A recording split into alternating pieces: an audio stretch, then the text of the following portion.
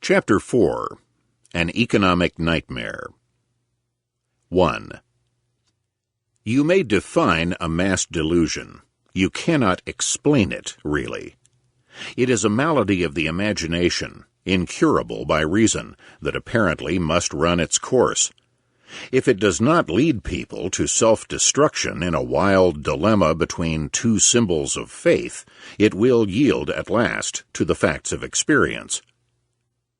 Once the peace of the world was shattered by this absurd question: was the male or the female faculty the first cause of the universe?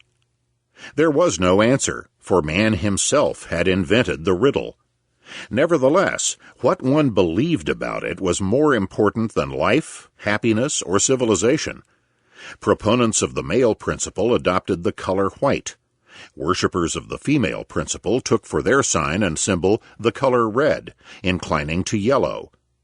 Under these two banners there took place a religious warfare which involved all mankind, dispersed, submerged, and destroyed whole races of people, and covered Asia, Africa, and Europe with tragic ruins.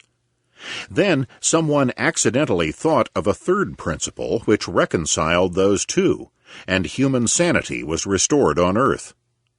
All this is now forgotten. Since then, people have been mad together about a number of things: God, tulips, witches, definitions, alchemy, and vanities of precept.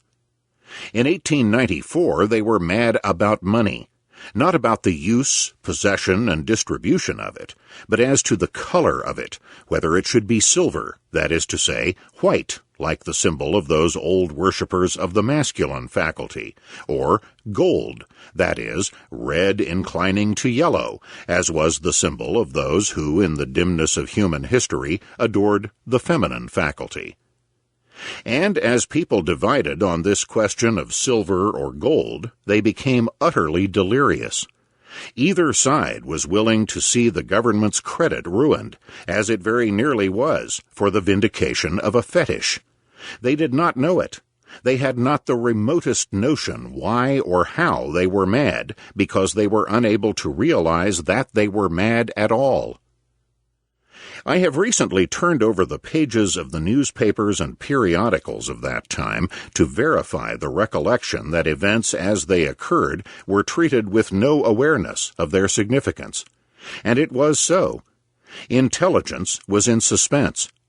The faculty of judgment slept as in a dream.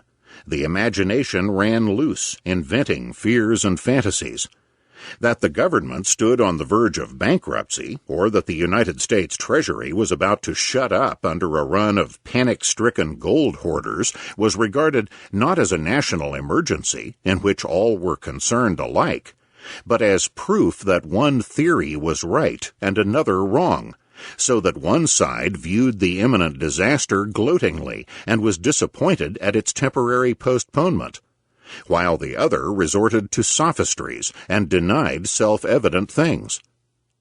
Nor does anyone know to this day why people were then mad. Economists write about it as the struggle for sound money, gold, against unsound money, silver, and that leaves it where it was. Money is not a thing either true or untrue. It is merely a token of other things which are useful and enjoyable. Both silver and gold are sound for that purpose. Their use is of convenience, and the proportions and quantities in which they shall circulate as currency is rationally a matter of arithmetic. Yet here were millions of people emotionally crazed over the question of which should be paramount, one side talking of the crime of dethroning silver, and the other of the gold infamy. 2. All other business having come to a stop while this matter was at an impasse, a truce was effected in this wise by law. Gold should remain paramount nominally, but the Treasury should buy each month a great quantity of silver bullion, turn it into white money, force the white money into circulation, and then keep it equal to gold in value. Now the amount of precious metal in a silver dollar was worth only half as much as the amount of precious metal in a gold dollar, Yet Congress decreed that gold and silver dollars should be interchangeable and put upon the Treasury a mandate to keep them equal in value. How? By what magic? Why, by the magic of a phrase. The phrase was, "It is the established policy of the United States to maintain the two metals at a parity with each other by law." Naive trust in the power of words to command reality is found in all mass delusions. The Coxyites were laughed at for thinking that prosperity could be created by phrases written in the form of law. Congress thought the same thing. It supposed that the economic distress in the country could be cured by making 50 cents worth of silver equal to 100 cents worth of gold, and that this miracle of parity could be achieved by decree. Anyone would know what to expect. The gold people ran with white dollars to the Treasury and exchanged them for gold, and either hoarded the gold or sold it in Europe. In this way, the government's gold fund was continually depleted, and this was disastrous because its credit, the nation's credit in the world at large, rested on that gold fund. It sold bonds to buy more gold, but no matter how fast it got more gold into the Treasury, even faster came people with white money to be redeemed in money the color of red inclining to yellow. And all the time, the Treasury was obliged by law to buy each month a great quantity of silver bullion and turn it into white money, so that the supply of white money to be exchanged for gold was inexhaustible. Wall Street was the stronghold of the gold people.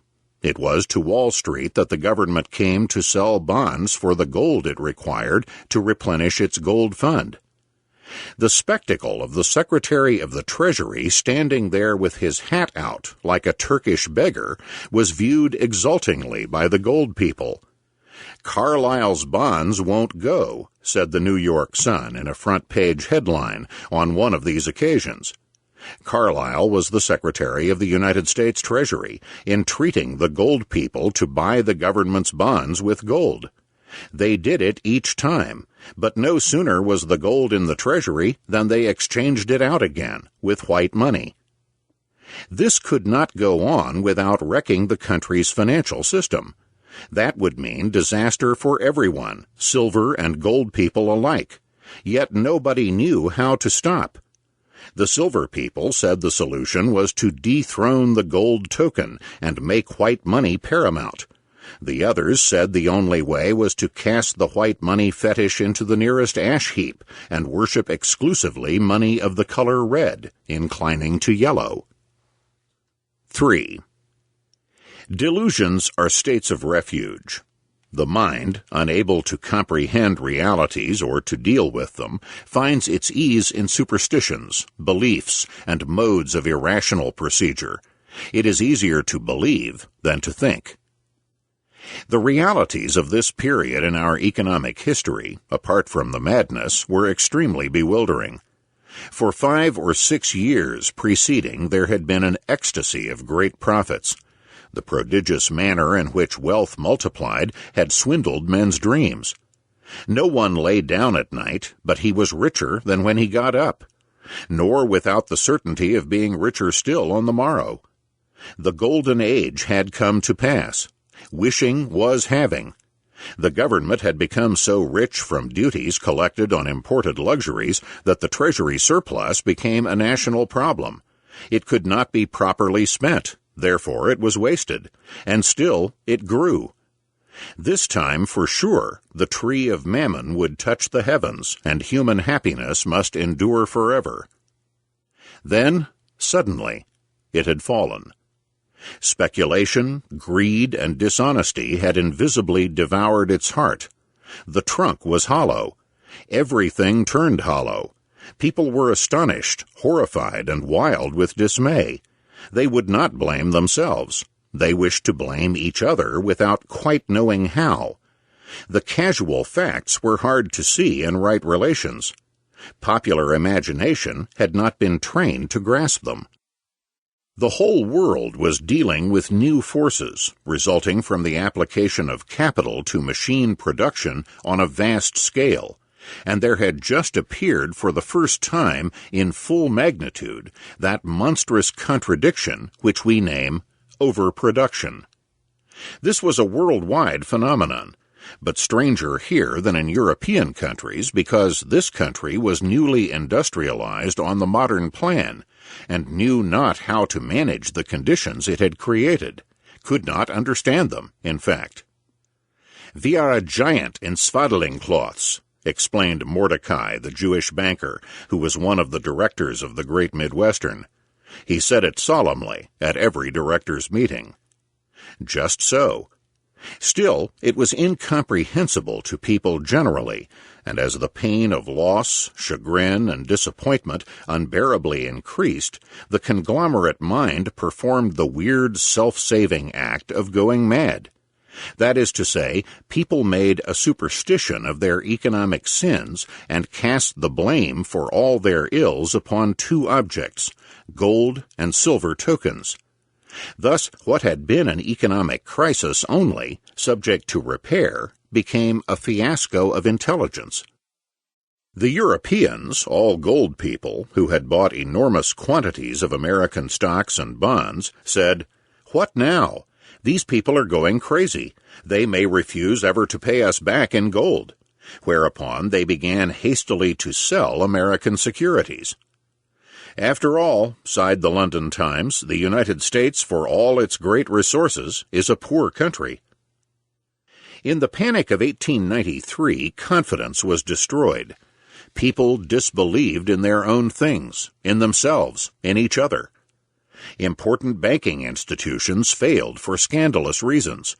Railroads went headlong into bankruptcy until more than $1 billion worth of bonds were in default, and in many cases the disclosures of inside speculation were most disgraceful.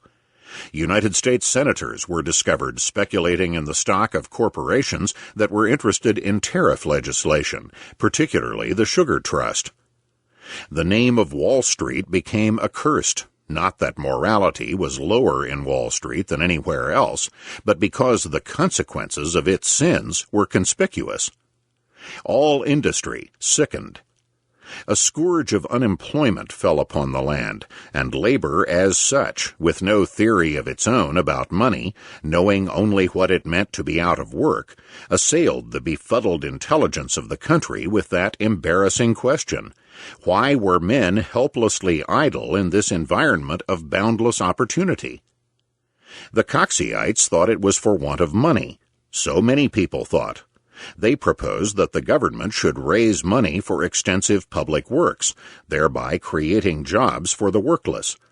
But the United States Treasury, which only a short time before contained a surplus so large that Congress had to invent ways of spending it, was now in desperate straits. The government's income was not sufficient to pay its daily bills. However, neither the curse of unemployment nor the poverty of the United States Treasury was owing to a scarcity of money. The banks were overflowing with money, idle money, which they were willing to lend at 0.5% just to get it out of their vaults. In one instance, a bank offered to lend a large amount of money without interest, but nobody would borrow money.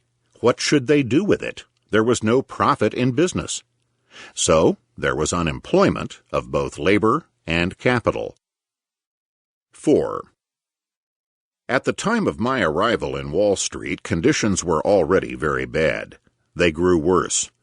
There was the shocking disclosure after bankruptcy that one of the principal railroads had deliberately falsified its figures over a period of years. European investors were large holders of the shares and bonds of this property, and naturally the incident caused all American securities to be disesteemed abroad.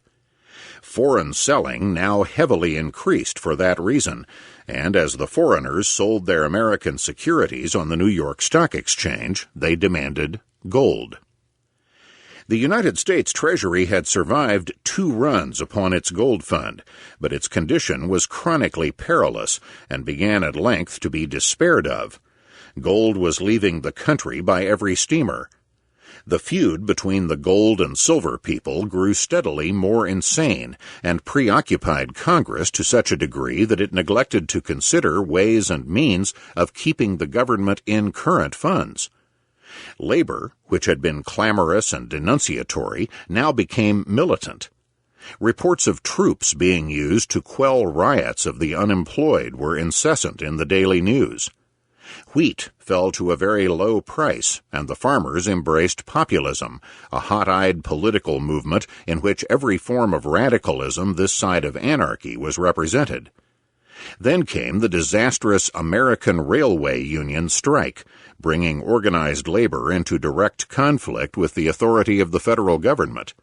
The nation was in a fit of jumps. Public opinion was hysterical. As I understood more and more the bearing of such events, I marveled at Galt's solitary serenity. He was still buying Great Midwestern stock, as we all knew. Each time another lot of it passed into his name, word of it came up surreptitiously from the transfer office. Some of the directors at the same time were selling out. This fact Harbinger confided to me in a burst of gloom. He thought it very ominous, nothing less than an augury of bankruptcy. I felt that Galt ought to know, yet I hesitated a long time about telling him. My decision finally to do so was sentimental. I had by this time conceived a deep liking for him, and the thought that he was putting his money into Great Midwestern stock, his own, Grandma's, and Vera's, while the directors were getting theirs out, bothered me in my sleep. But when I told him, he grinned at me. "I know it, Coxey. They didn't know enough to sell when the price was high, and they don't know any better now." That was all he said. The ethical aspect of the matter, if there was one, apparently did not interest him. Now befell a magnificent disaster. One of the furnace doors came unfastened in the heavens, and a scorching wind, a regular sirocco, began to blow in the Missouri Valley. More than half the rich, wealth-making American corn crop was ruined. This was a body blow for the Great Midwestern. It meant a slump in traffic which nothing could repair. On the third day, the news was complete. We received it in the form of private telegraph reports from the Chicago office. They were on my desk when Galt came in. I called his attention to them, but he looked away, saying, "The Lord is forninst us, Coxey. Maybe he is." 5. That night I went home with him to dinner. He was in one of his absent moods and very tired. Natalie overwhelmed him as usual in the hallway, and when he neither grumbled nor resisted, she put off her boisterous manner and began to look at him anxiously. At dinner, everyone was silent. He communicated his mood. Vera was there at her mother's left. Efforts to make conversation were listless, Galt participating in none of them. There was a sense of something that was expected to happen. That was Grandma's remorseless evening question. "What is the price of Great Midwestern stock today?" she asked, speaking very distinctly. 5.5, said Galt, in a petulant voice. The announcement was received stoically, with not the slightest change of countenance anywhere, though that was the lowest price at which the stock had ever sold, and represented a serious loss for the house of Galt. However, the state of feeling made itself felt without words. It became at last intolerable for Galt. He threw down his napkin, shouted 3 times, "Wow! Wow! Wow!" and each time brought his fist down on the table with a force that made the china jump. With that, he got up and left us. We heard him unlock the door of his room and slam it behind him. "What has happened?" asked Vera, looking at me. I told them of the disaster to the corn crop, and how, for that reason, there had been heavy selling of Great Midwestern shares. Vera shrugged her shoulders. Later in the evening, when we were alone, she looked about her at the walls and ceiling, as one with a premonition of farewell, and said bitterly, "A pretty shipwreck it will be this time." "Has your money gone into it too?" I asked. She nodded and said, Now he wants to mortgage the house.